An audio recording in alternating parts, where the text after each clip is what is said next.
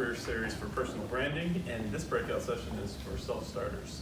So today I want to introduce you to Ruth Chandler-Cook and Tyler Gray, who are two SDS alumni. So with no further ado, we'll start. If you guys want to each give an introduction here beforehand and introduce your business, and actually, you can tell us what program that you graduated from as well. Sure. So my name is Ruth Chandler-Cook, and I'm the founder and CEO of HireHer, which is a technology company connecting diverse talent to innovative industries faster. And we do that through our technological and people solutions. So I graduated from the HR management program here at Georgetown, and one of the things that really motivated me to start my business was some of the experiences I've had in the private and public sector, as well as some of the learning that I did here while at Georgetown. Sure. So I'm Tyler Gray. I graduated from the Technology Management Program in 2014. I started my own agency, Gray Street Solutions, for a variety of reasons, but number one is that I just kept getting fired from all the other jobs I had because I was continually told that I wasn't a culture fit. And after continuing to hit my benchmarks in digital agency, I started to realize, well, maybe it's not actually me, maybe it is them. So that was 5 years ago this past year. I started my own firm in a very competitive marketplace, which I think we can both relate to. And what we're focused on, or what our why is we believe that we can bring the best digital solutions to businesses of all size. I came from a background working at a mid-sized PR firm. Before that, I did political campaigns. Before that, I did high volume on internet fleet sales for a Toyota dealership. And I got very good at using the digital tools, but at the same time, I felt they shouldn't be confined to a rare clientele of large corporations that could afford them. So I decided to launch out on my own, and so far, so good. Okay, great. So thank you for that. And so we're going to start off with our questions today. So as being a personal branding aspect of it, do each one of you want to go into just a very quick overview, or at least the introduction to how you started your personal brand when it had in relation to a non-traditional business area? Sure. So for me, I worked in human capital management for a number of years. In 2014, I lost my sister. And my sister was an electronics engineer at NASA. And I like to tell everybody she was a rocket scientist because I think it's super cool, and she was totally badass. And so when I lost my sister, she was 52. She spent a lot of time talking about when it wasn't going well, difficulty she felt advancing her career, not getting credit for her work. And she worked in government, I've worked in government, and that's when I started to think a little bit more deeply about who am I and what do I want to get out of my workplace experience. And I started paying closer attention to my experience and the experiences of women around me. And in doing so, I learned that I wasn't always getting credit for my work. I wasn't always having success advancing beyond mid-career level. And then I started asking myself, well, how am I presenting? What is it about me from a personal standpoint that may be creating a barrier? And so I just started being more self-aware. And in that process, it became clear that there were some things that I needed to do. So I started focusing on some of the core principles behind this institution, just focusing on being a good person, and kindness, and, meeting people where they are, and honing my craft, making sure that I was positioning myself personally and professionally for the highest level of any organization. And so when I started my business, and my sister was, she was an electronics engineer, she was a mathematician. She had honed her craft, but she still had troubles advancing her career. So after I had done the work, and I still had difficulty advancing my career beyond the mid-career level or to the executive level, because, I left government as a GS-15, which is a very high level. But, like everyone, I wanted to do more. And so that's one of the things that really cemented my brand. And that's what formulated the brand of this organization, HireHer. It's a call to action. And our mission is focused on advancing women and those that are underrepresented in STEM fields beyond the mid-career level. And so we do that, again, a number of ways, but having conversations like these and empowering people to hone in on who they are and what they need and to get out of the workplace and their experiences is part of that also. Yeah, sure. Well, I don't have quite as compelling a story, but I think it's, even though we have sort of some similarities, obviously being entrepreneurs and some differences, that I think any entrepreneur, their creation story is very similar. Yeah, I think, at least for me, it came from working in a digital agency, a PR firm, and just getting frustrated with the lack of what I felt to be authenticity. And working in a big agency, whether that's sort of government or anything else, I think a lot of times if you're creative, you're entrepreneurial, you can feel that starts to stifle your unique voice. And when you feel that happening, it's, you get to this point where it's like, do I start out to self-censoring myself in meetings? Am I telling the truth to my clients, to myself? Am I having the impact that I want to have for myself and my work? Do I get the chance to express myself emotionally? And I got to a point in my former career where the answers to those questions were just no. So when I still wanted to come out, I took a period of reflection and thought, well, what have I heard from my peers and from myself that I feel I can bring into this? And I really thought that came from being authentic and having a unique voice. A lot of times in my industry, there's huge pressure to sort of keep clients on the merry-go-round and not to actually solve their problems. So when I wanted to strike out on my own, my niche in the market was like, okay, what do I see that's being underserviced? Well, there's nobody with a real solutions mindset. Everybody wants to keep their clients on retainer forever. Whereas we approach things, we try to get our projects done in usually 6 to 12 months, and if we can't do it, then we walk away from them. Great.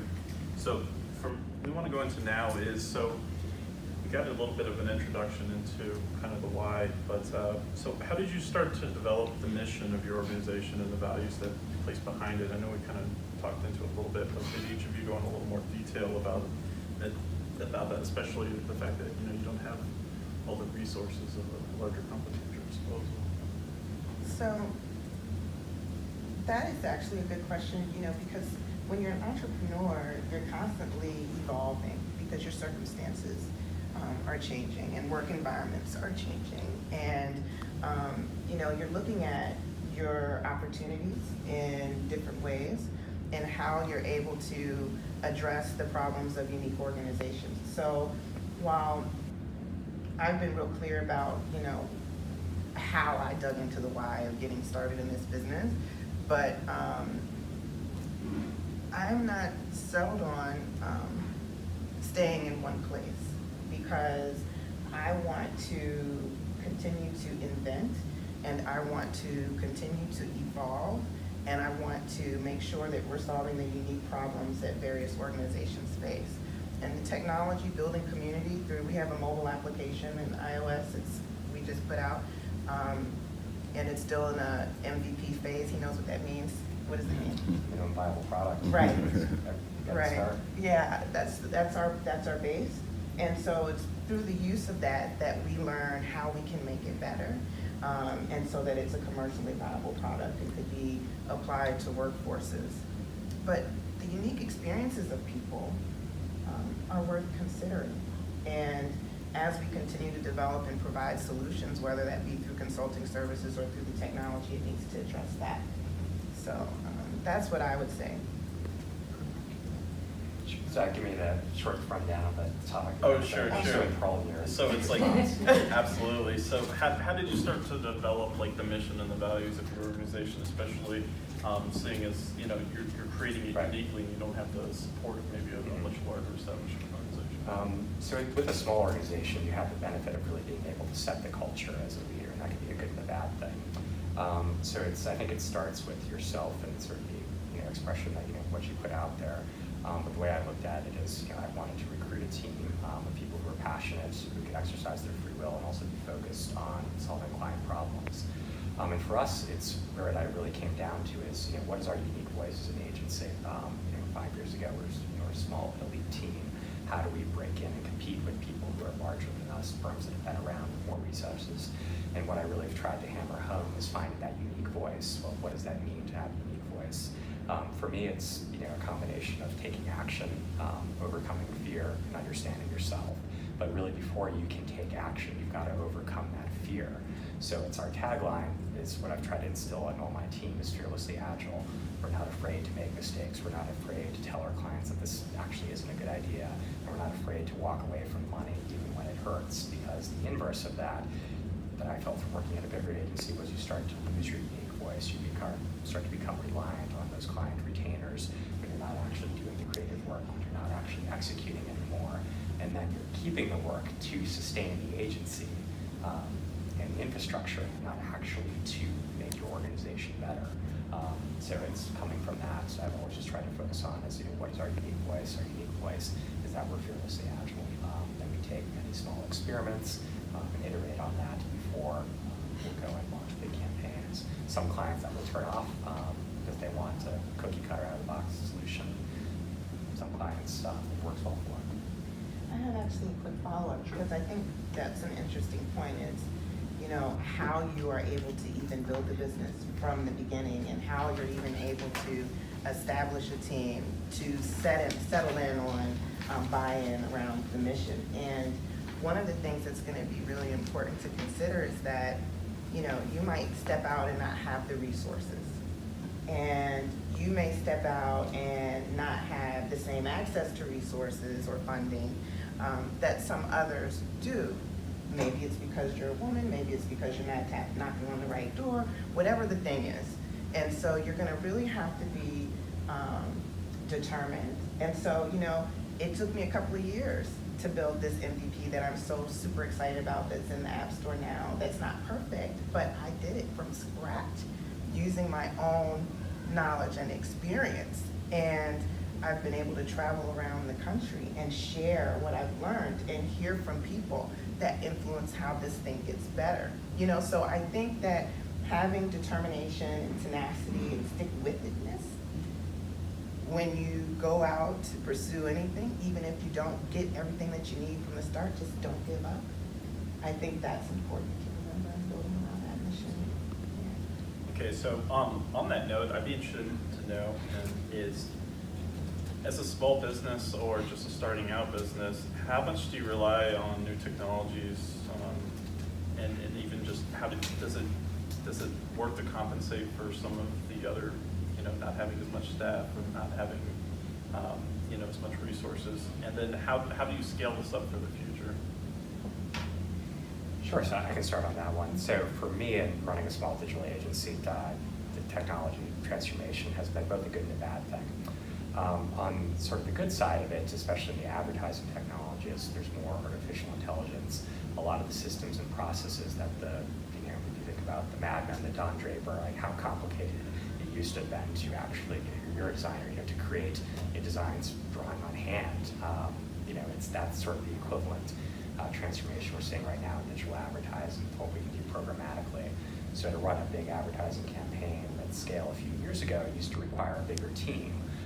So now large, medium, even smaller brands are realizing that, well, I don't need a big agency to run these advertising programs. They're either bringing that capability in-house or they're giving it to firms like me, so that's a good thing. On the negative side of it, there are, a lot of my business has changed in the last 5 years, especially in regards to our website development. Squarespace didn't exist when I started my firm.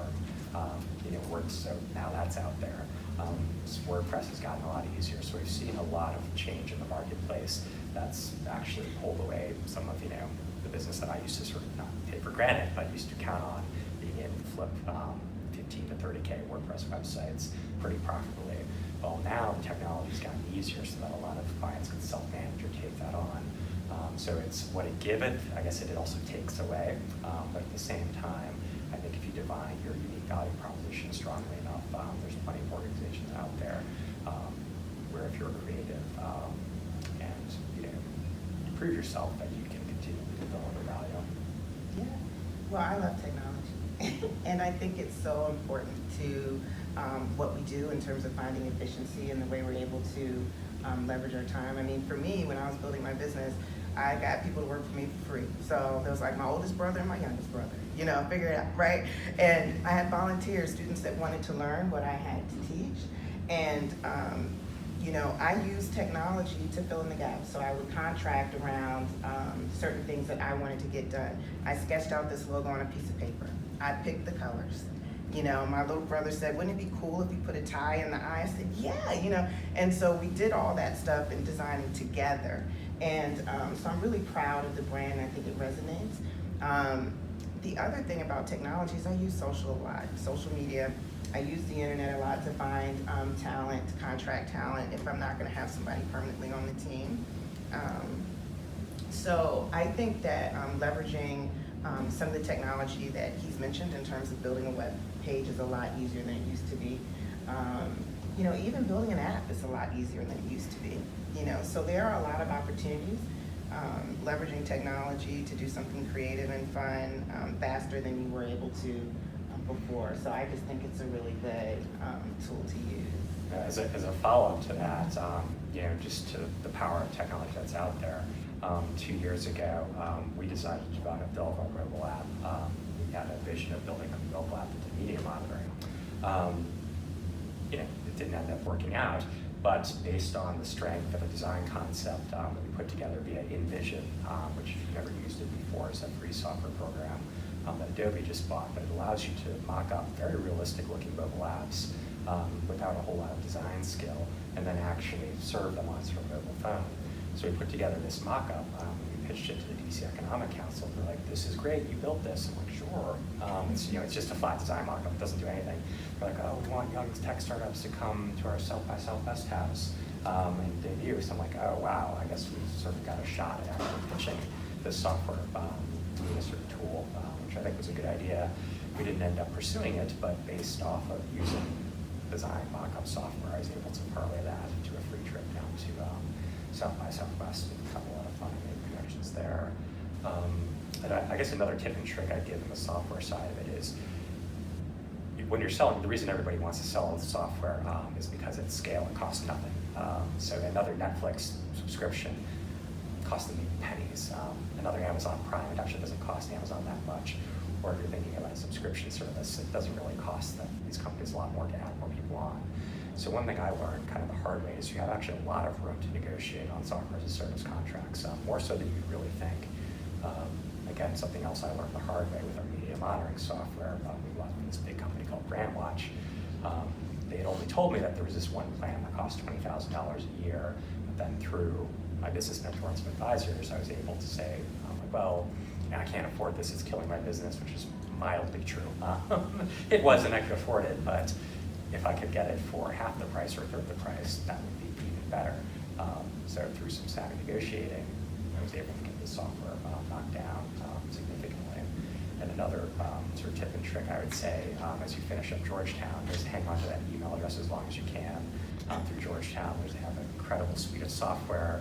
It's part of the reason I still teach in the TM program. Doing the capstone is that LexisNexis, Kantar Media Group Access. So there's this whole suite of software that Georgetown pays for that I feel that a lot of people don't know about.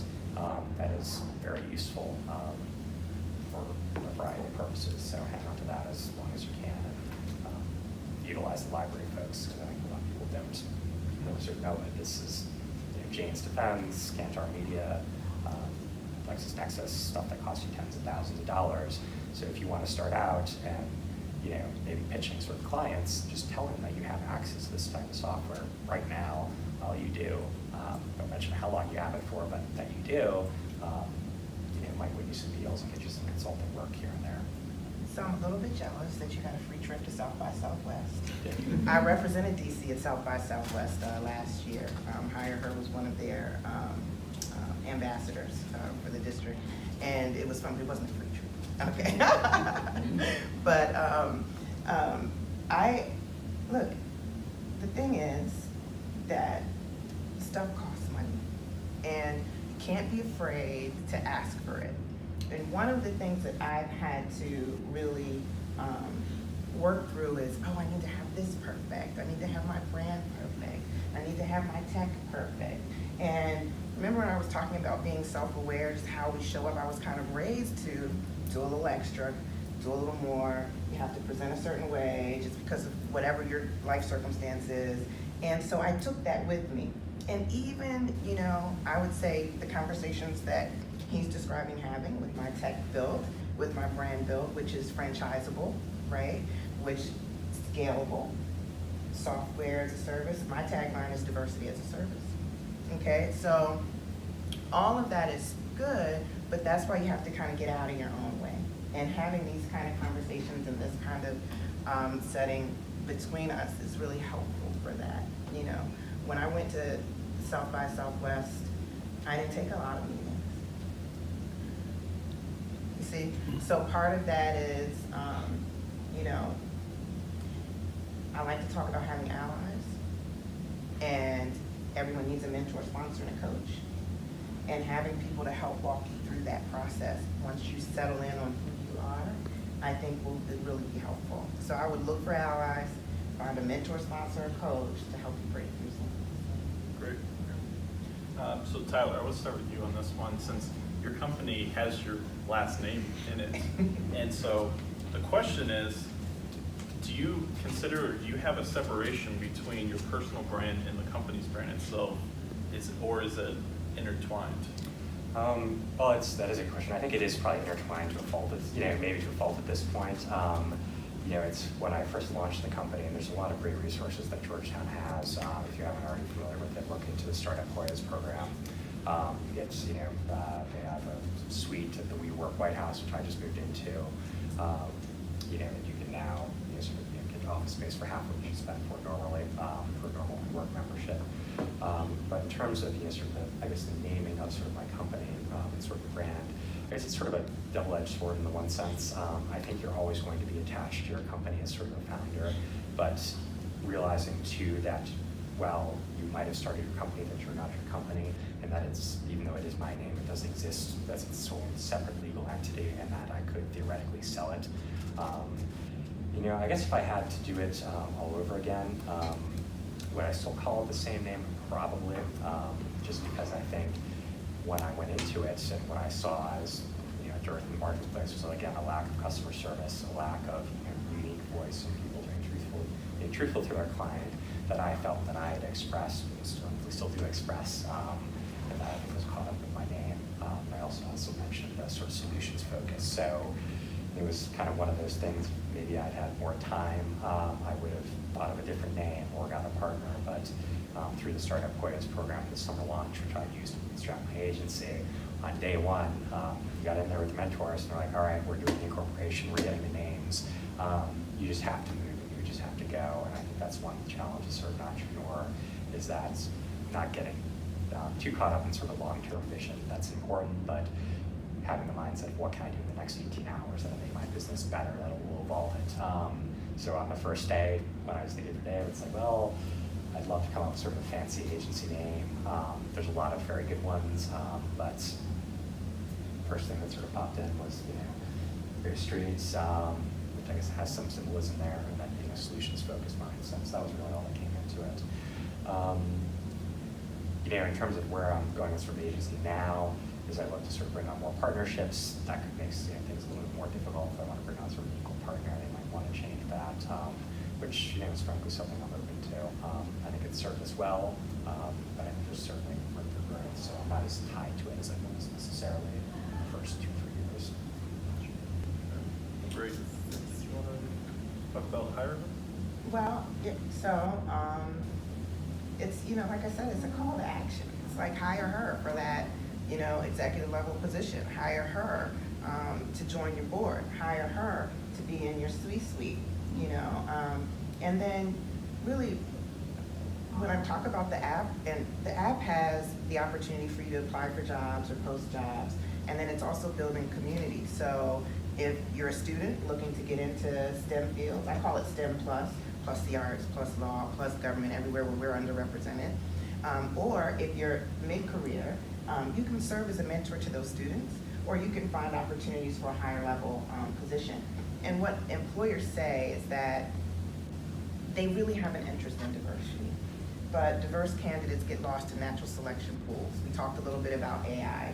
There's a lot of research out now about bias in AI. I won't bore you with it, but how some of diverse candidates get left behind. And when you go to the HireHer platform, or when you pursue our services, you know you're gonna get a diverse candidate. And so there's really no barrier to access, and there's no barrier to opportunity, because you can get access to those mentor sponsors and coaches that I talked about through the social components of the app. Yeah. Great. And so just to follow up on here, is there any pitfalls about, do people view the company as just yourself, or do they see it as the entity of HireHer? No, I think every woman sees themselves in HireHer. It's not really, listen, it's my personal brand is to advocate for those who are traditionally underserved and who are underrepresented in these industries, because that's how we remain innovative, that's how we create, that's how we compete globally. And so it's not really just about Ruth. It's a little about Lynn, that's my sister's name, you know, because she created this spark in me to start this company. But it's really about every woman's experience, every man's experience who's underrepresented in these fields. And where companies don't have access to that talent, then they're less innovative. They just are. And I'll tell you, Black women getting funding for initiatives like mine, that statistic is like 0.2%. So, you know, there's a lot of barriers to overcome. And so that, you know, tenacity, then the resilience to be able to continue to pursue no matter what, that's Ruth. But this thing here, this HireHer, that's for everybody. That's for everybody. Great. So I'm going to start with the next question with you, Ben. Kind of go farther on that with the how do you compete in the marketplace, especially, you know, being newer against, you know, more established companies, and what do you do to differentiate yourself from these other companies? So Ruth has, you know, a master's from Georgetown, and Ruth has been working as a human resource expert for over 20 years at the highest levels of government. I recently left the Department of Treasury as the acting Chief Human Capital Officer, Associate Chief Human Capital Officer there, where I oversaw human capital policy and programs globally, over 11 bureaus and 100,000 employees. So I come steeped with knowledge and information about the problem and how to solve it. And so I could do that for companies specifically, but I'm gonna do it for everyone, leveraging this technology, my experience and background as an expert in the field. So that's one way I compete. I can tell you that since I've launched my MVP, a lot of the big names have started to use some of the types of features that you find on the app. Like, what's some of the new features that you guys may have noticed with LinkedIn or with ZipRecruiter or with some of the others? Now you can chat. Now you can, you know, put a video. Now you can, you know, do things with these platforms that you didn't do before. That's not saying that that's my innovation that they're taking, but what you do with technology is you advance the way that the work gets done. And so you compete by continuing to advance and iterate and make it better and learn from the experiences that you have. I think it's one of the advantages of starting out as a solopreneur, entrepreneur, freelancer, what have you, is the ability to try to align your business with your passions. And if you're passionate about something, it's in your, you have the remotest bit of skill, you're not going to get outworked, and that's authenticity. So as I've started to sort of change, focus my business a little bit from working with, you know, we've got some big defense clients, we've got some trade associations, and they're good, and we enjoy working with them. But as I've started to take the business in a new direction to work with things that I'm passionate about, which in my case is high-end boutique fitness studios, so I started pitching, you know, businesses that I enjoy and that I frequent. So I'm both, you know, a client to and a customer to some of these businesses, and they could pick larger agencies, they could pick smaller agencies, but because I'm passionate about it, because I'm actually a customer or a client or a user, that presents, I think, an advantage, and I'm also local. That's, you know, it's going to be hard for other people to, you know, to take, you know, to beat you on. And I also do believe that there's really enough business out here, regardless of sort of your niche, for everybody. You know, there's turnover, there's new businesses, there's new firms that are coming up all the time. So, you know, I think we'd be happy to sort of take questions and provide, you know, more specific advice about that. but in DC, we are blessed in that sense that you have the benefit of the federal government here, that there's always something coming around. But I guess that would be my answer to it is, what would you do for free if you could, and finding someone to pay you for it, because there probably is someone else who's running a business that's loosely aligned, and then doing an audit of what they're operating on, and just giving an appraisal that says I will do it better. That's also probably part of the rationale for sort of my business's name and sort of how we scale is that I do have a team supporting me. My clients know that, so at the end of the day, it's myself that will guarantee it. And I'm sure it's the same way with in your business and in your team.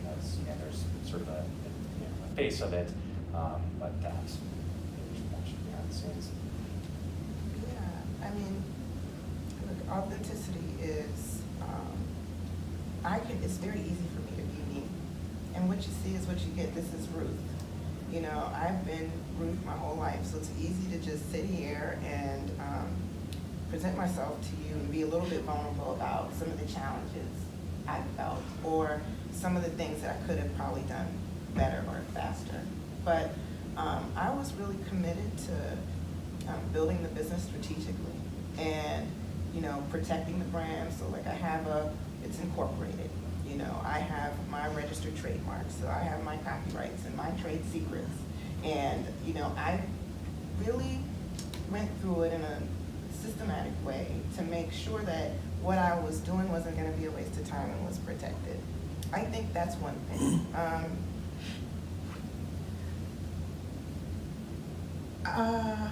When I talk to you about how women are getting funded in these businesses, clearly there's still a diversity problem.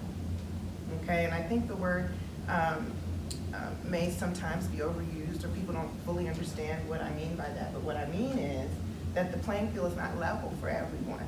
And so until he and I can both walk into a room and I walk out with that extra special thing that we both walked in there competing for, because it's all based on what have you got done, what is your talent like, not that you're a woman and he's a man, or because I'm brown and he's, whatever the thing is that people use to differentiate one person from another. I don't want to ignore that because that's real.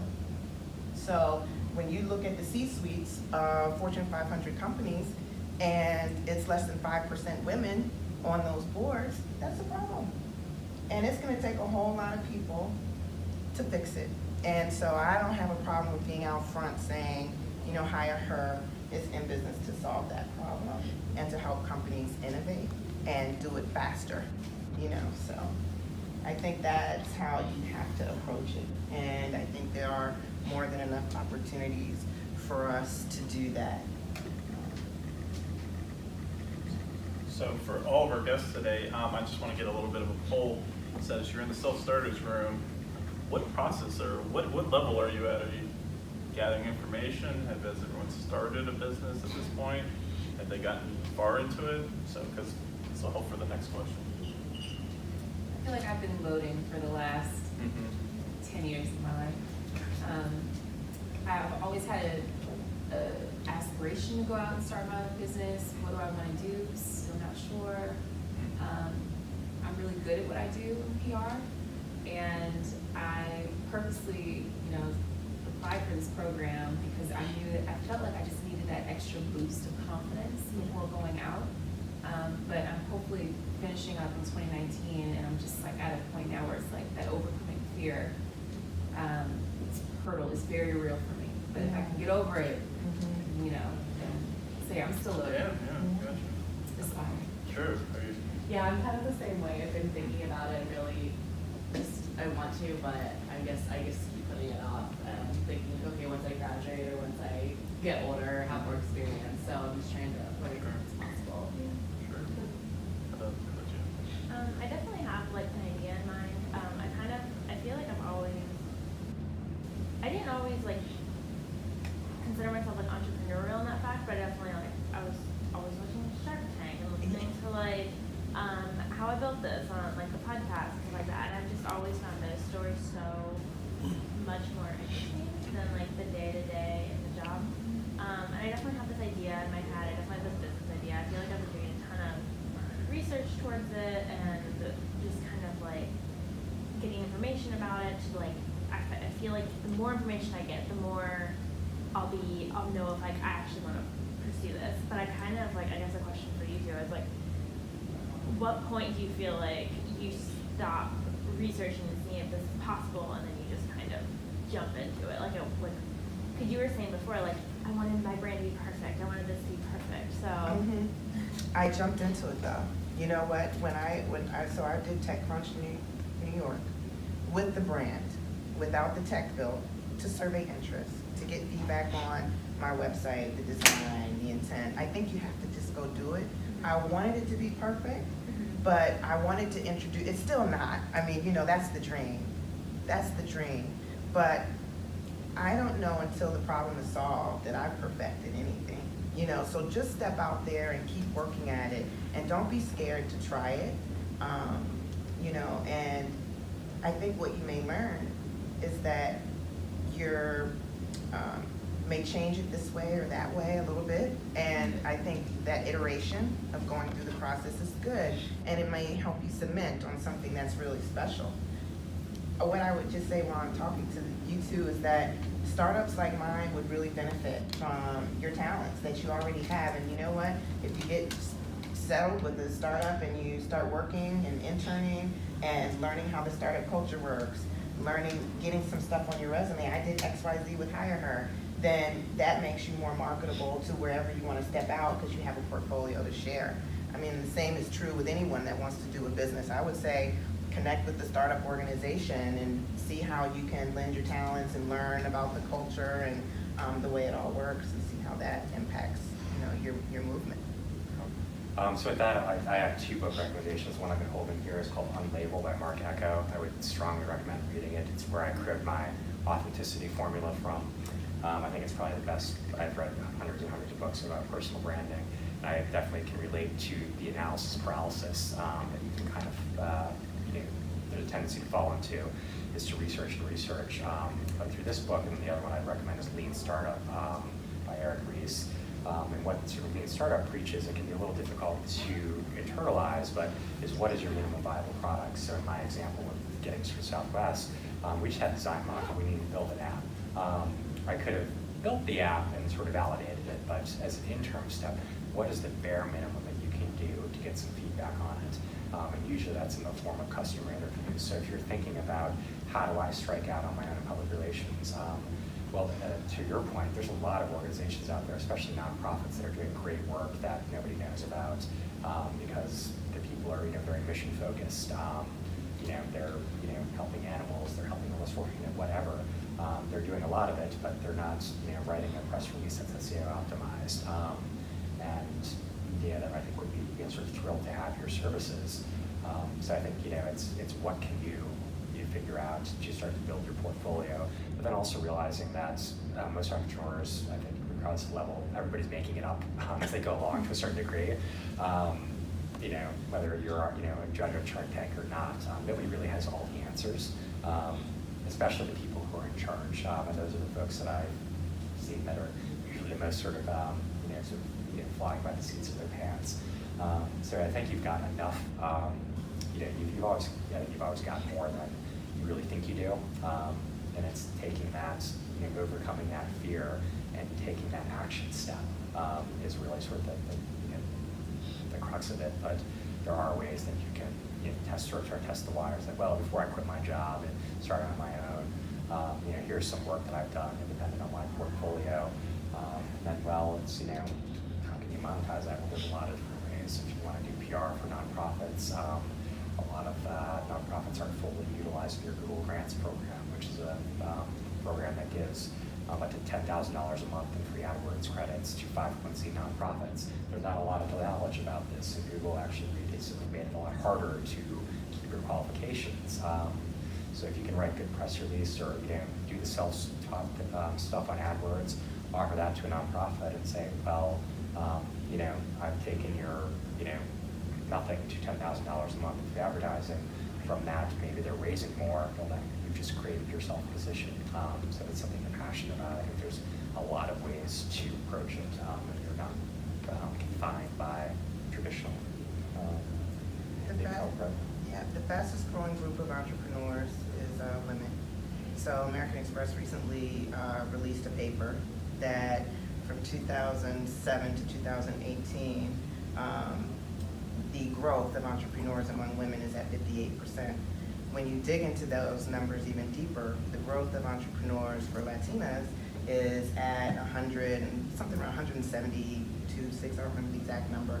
And for African American women, it's somewhere in the 160s, 160% growth. And so the reasons that these women gave for starting their own businesses is poor treatment on the job, not enough access to training and mentors to advance. And so all of those things are factors. So when you get into the practice of starting your business, I'm just gonna keep it real. I mean, you have to recognize where you sit, what your opportunities look like, and it's not always level. That's just a fact. And so you can look at the statistics because they'll tell you, so, things, when you have a woman in the C-suite, it's better. You're more profitable. When you have a diverse organization, it's better. You're more innovative. You have better products and better solutions to problem solve. And so there's all these really great reasons why you should be starting your own thing, because when you go to build your team, you may not have those same barriers about who you want sitting beside you.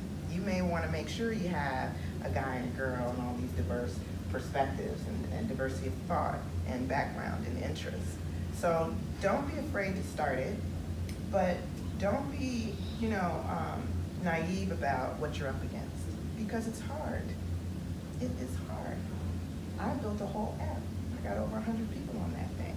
You know what I'm saying? Which sounds like it's not a lot, but to me, that's huge. I have over, I don't know how many thousands of resumes that people send to the web. That's huge. It's problem solving. But I'm gonna be honest, the opportunities are not equal for everyone yet. But we're working to solve that problem. And we can do it together. Because when you have 160% of people starting new businesses, that's a lot of competition. And people have to start investing in us and forming strategic partnerships with us, or they lose out. And that's a fact. Because you can't swipe from everybody. You can't take this little bit of this good idea from this person, and this little bit of this good idea. Some woman somewhere is gonna break out with this brand new badass thing, and it's gonna take too long for people to catch up. Because you know what? You're the tech. You have the idea.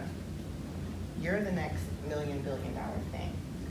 So I just want you to, feel empowered to do it, because you can. Okay, so last thing, and then we're gonna open up for questions. So what's your biggest takeaway? What's the biggest thing you learned in this process that, for everyone that sounds like they're starting out here? Neither one can start. Well, to your point, I think access to capital is one of the main reasons that people don't start businesses, and it's one of the biggest hurdles. I had the benefit of a year's severance package from my job and starting graduate school, so I fully realized that those are huge advantages that I had in being able to have more runway to start my business than a lot of other folks have dealt with, and that's something that I try to never forget to keep myself honest. But at the same time, there are a lot of opportunities for funding and to be able to start a professional organization on relatively, on the cheap. That's changed everything. Whether it's getting half off your office space through Georgetown at the WeWork, that didn't exist 6 months ago, so that's brand new. There's a lot more sort of grant opportunities, and access to capital for small business is slowly improving. It's got a long way to go, but I guess what I would say in terms of sort of advice is, when you are looking to, you will have some initial success. Borrow the money when you don't need it versus when you do need it. When I first started my firm, you start off, you're lucky you had some rocket ship trajectory. I was going to the bank, like, oh, would you like lines of credit? I'm like, no, I don't need a line of credit. Later, as your business starts to expand, we started to grow our advertising practice. When clients would be on sort of net 60, we started to float more and more money. Like, oh, wow, I should have taken those lines of credit. So it's, borrow the money when you don't necessarily need it, when you can get it in favorable terms. I think don't be afraid to be sort of vulnerable. The advice about sort of having mentors, I think is very important. And also, not at the same time, there's always, running a small business, there's always something to do.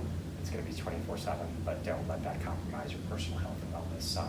It's very easy to sort of work yourself into a hole, but at the same time, you don't want your business ventures to take away from your family and your other obligations. And that's, I think, probably would be my primary piece of advice is if you do want to go out and do this, which I think is great, make sure you have those conversations with your friends and close family, significant others, loved ones, and let them know that, like, hey, I'm starting this, and to sort of be that eyes and ears to look out for you, because you are going to change. It is a lot of stress. It will make you better, because it will expose those flaws that you used to be able to say to push out, like, oh, well, Yeah. it's those idiots I work for, or it's this company, or it's this process. Well, when you are the company, you don't have those excuses anymore.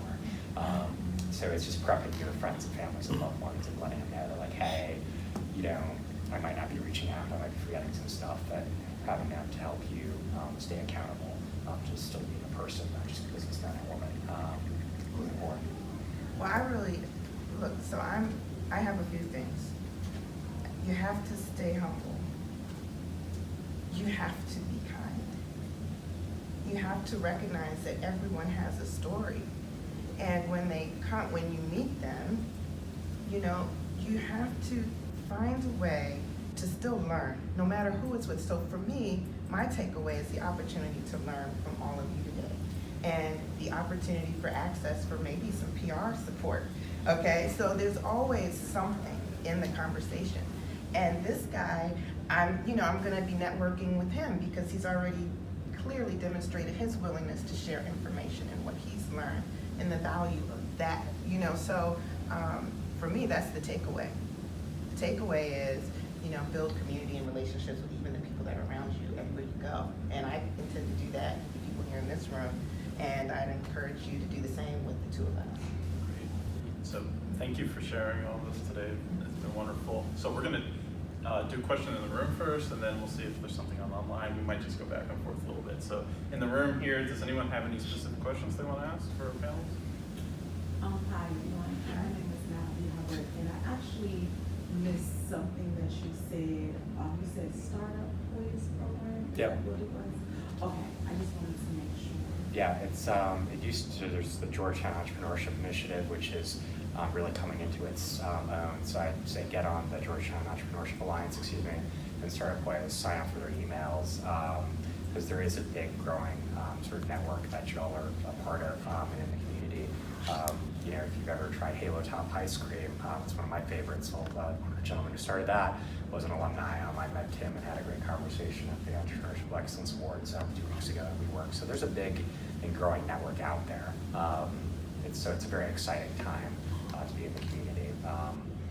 So yeah, I'd say definitely check that out, because there's a lot of you have entrepreneurs and residents that will come. So if you have questions about finance, fundraising, legal, tax stuff, there's other people who have probably done it who are willing to save you some of the learning curve. Yes. Actually, this is a do-over, because I would like to get this on social media. And this is a question for you. You went into some great statistics about women and minorities, and you talked about the fact that people need to realize that there isn't an even playing field at this point, which we all know there isn't, but I thought you were very positive in outlining how these differences can work to your advantage.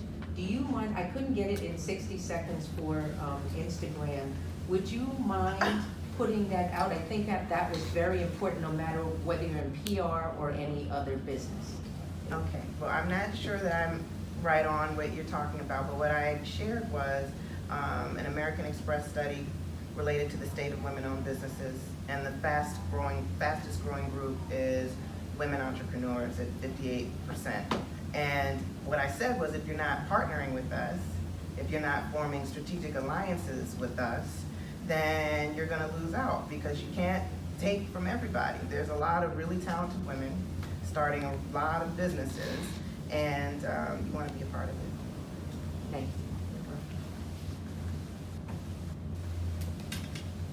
Get it back. Oh, okay, that's all right. How about anyone else here?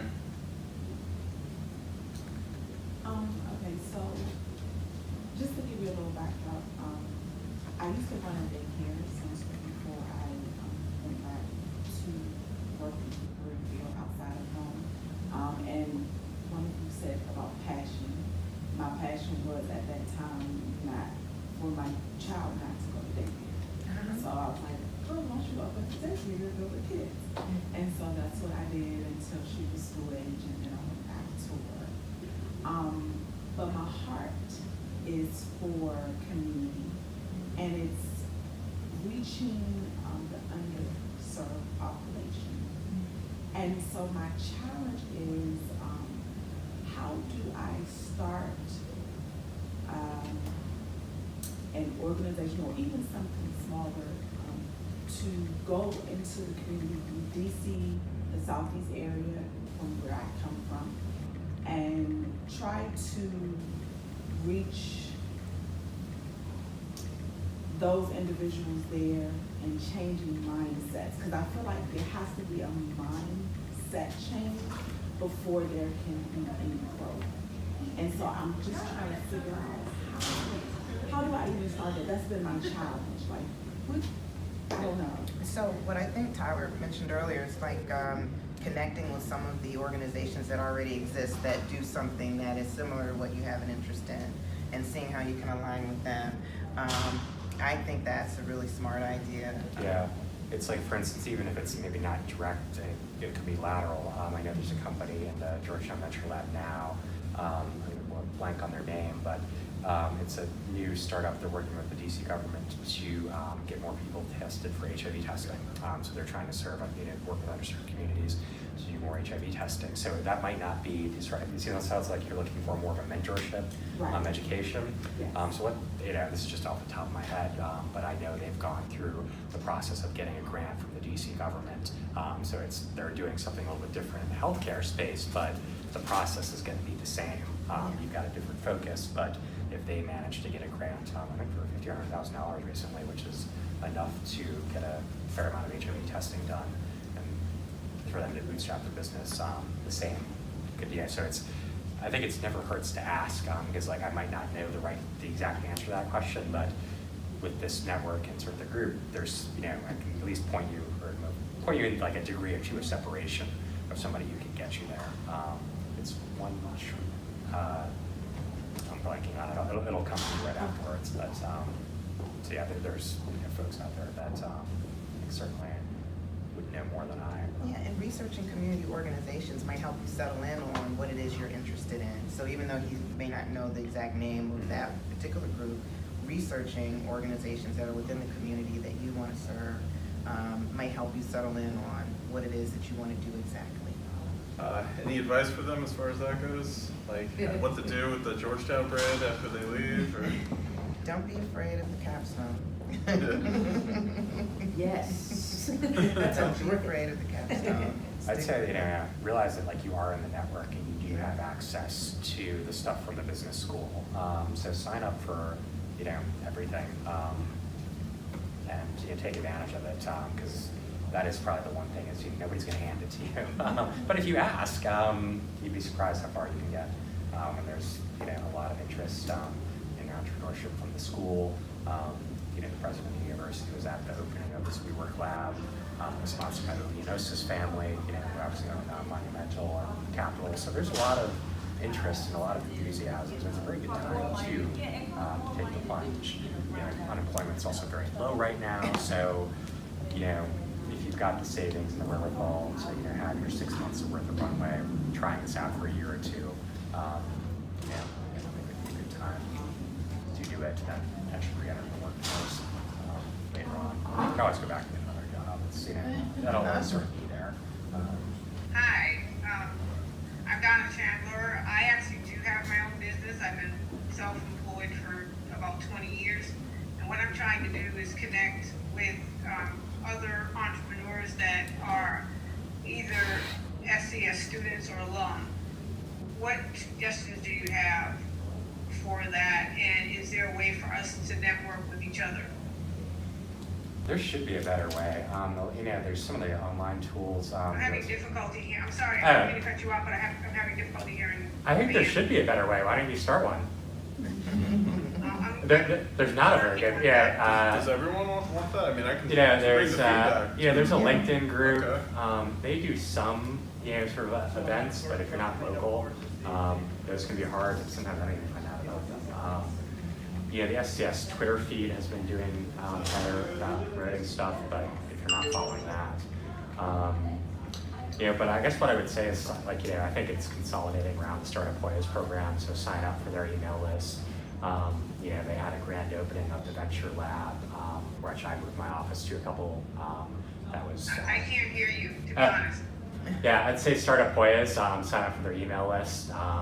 There's a lot of in-person events, but there could be something better online, certainly. I'm doing all of that. I'm asking specifically about SCS, and I've asked about starting a group, but didn't get a lot of support around that.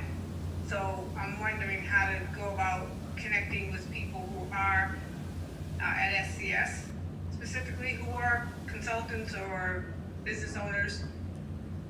Well, so I think that you can certainly reach out to us directly. I heard in the room that he was going to take that feedback back since that's something that we are interested in. And I heard Tyler say that the Startup Hoyas program is a good place to start, and there's some social media accounts that list some of those folks. But we agree that there's an opportunity there, and that may be something you have an interest in spearheading, having been an entrepreneur for so long. And congratulations for being self-employed for so long. That's quite an accomplishment. Thank you. Yeah. Thank you.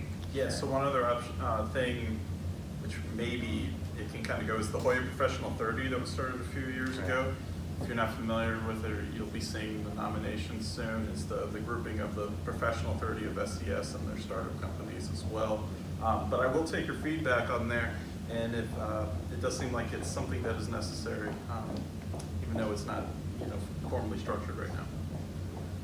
Well, I think we first need to know how to connect with each other so I can provide feedback. I had difficulty hearing. I'm sorry, what is your name, sir? It's Tyler Gray. Tyler, I Yep. had difficulty hearing you throughout this entire Oh, sorry about that. event, so I'm having difficulty again. So there should be some way for us to connect with each other. As Ruth said, she wants to network with you. I am in the PRCC program, focused on corporate communications around diversity issues and helping people to change management communications process internally as they try to restructure their organizations to incorporate diversity authentically. So you and I relate very well in what we're doing, and I'm trying to connect with other people who have an SES background because it is different, as well as Hoyapreneurs and some of the other organizations that are on the hilltop. It would be great if I could leave the program having left some way for consultants and startups that are SES based and specific to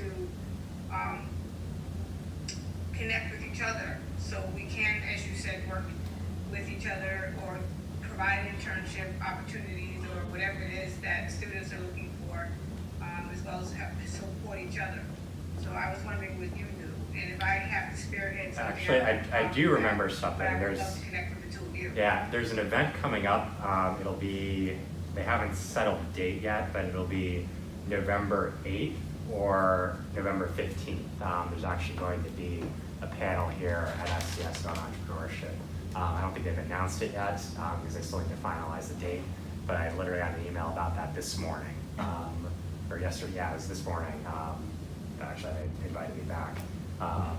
Haven't heard about the results of this panel, so maybe we'll interested in that, but so there is at least one event on the books. Again, November 8th or November 15th, it'll be in the evening. Yeah.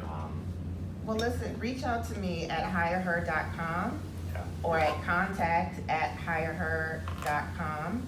Thanks. I'm also on LinkedIn. You can search by my name. And if you want to connect with me on the app, you can download it. It's in the App Store. Just search for HireHer if you have an iOS device. And I'd love to talk more about that. And if you want a partner in helping to start something new, then let me know. I'll do that. Okay, it is the 15th. So it is the inaugural SCS Entrepreneurship There you Innovation. go. So this came about over the last 3 days. All right. And I'm like, wait, there's something that's. So what is that now, Tyler? Yeah, it's. I'll send you a note about it, but it's. There's a Georgetown entrepreneurship event kickoff here at SCS on the 15th at 6:45 in the evening. Okay. Yeah. Great. Here. Well, thank you all for being here. Yeah.